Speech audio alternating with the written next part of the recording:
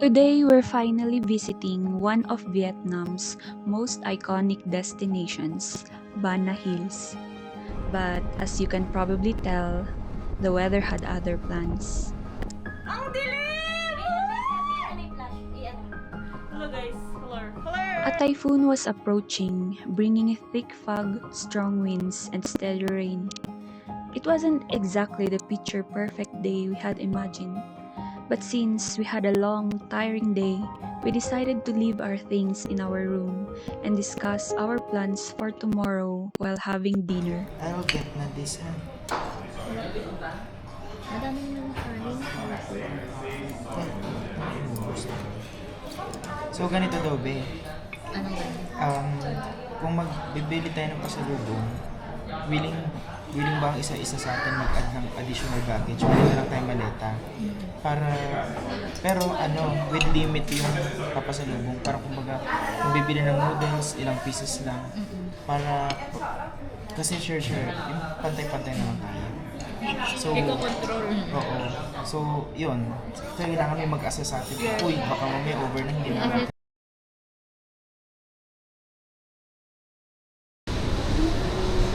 With friends! At may bagyo.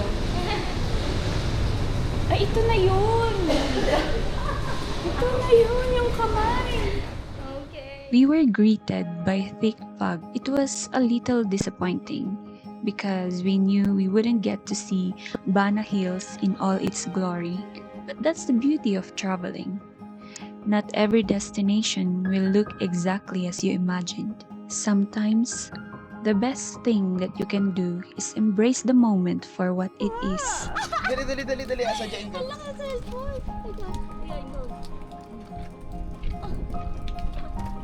Ay, kahoy! Nakakatakot. Uy!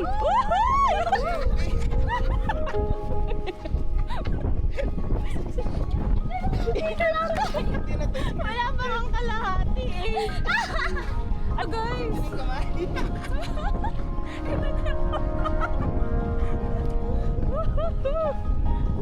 Pinamataas, no? Be, natutuwa ako. Hindi ako na-stress. Ang saya kaya.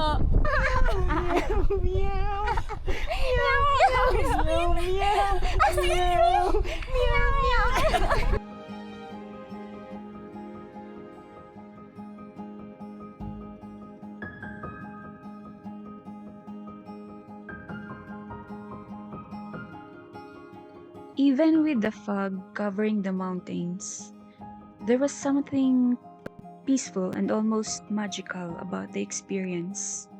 The mist gave the place a completely different atmosphere.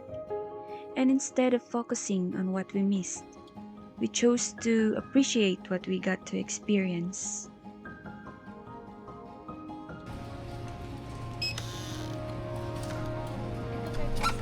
Ay! Uy! Pati sa loob, nagpapag.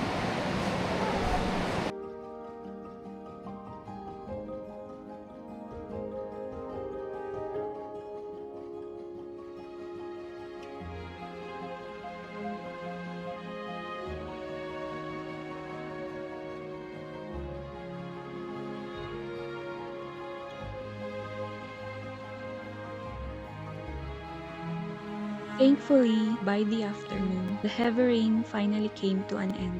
We were finally able to put our umbrellas down and explore Bana Hills properly. Uy, grabe lang. Parang lahat ng season mararanasan natin today.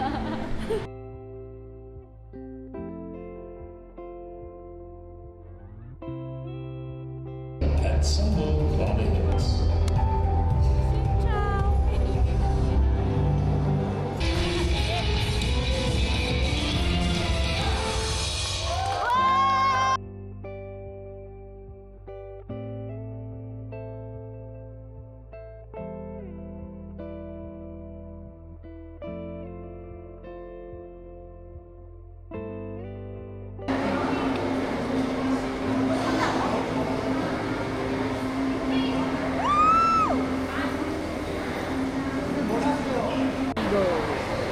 Ay, hindi niya kakagatin.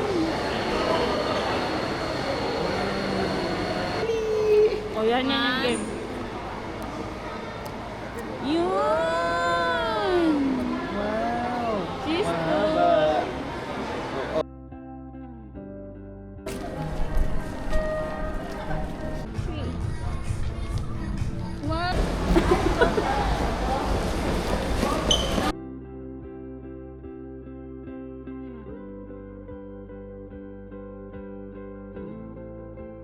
I never expected to enjoy this trip as much as I did.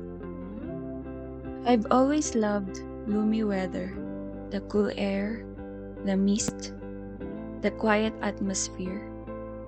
And somehow, Bana Hills in the rain felt even more magical because of it.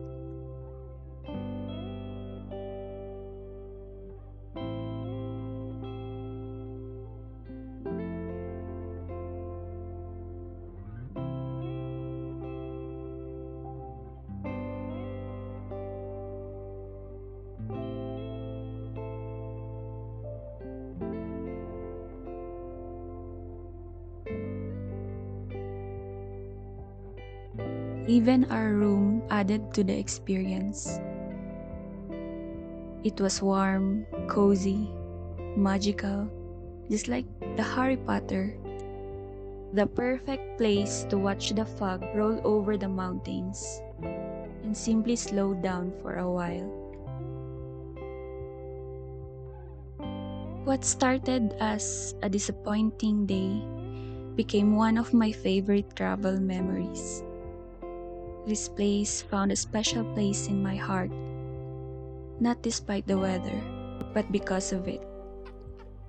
Sometimes, the most unforgettable trips aren't the ones with perfect sunshine. They're the ones that surprise you in the best ways.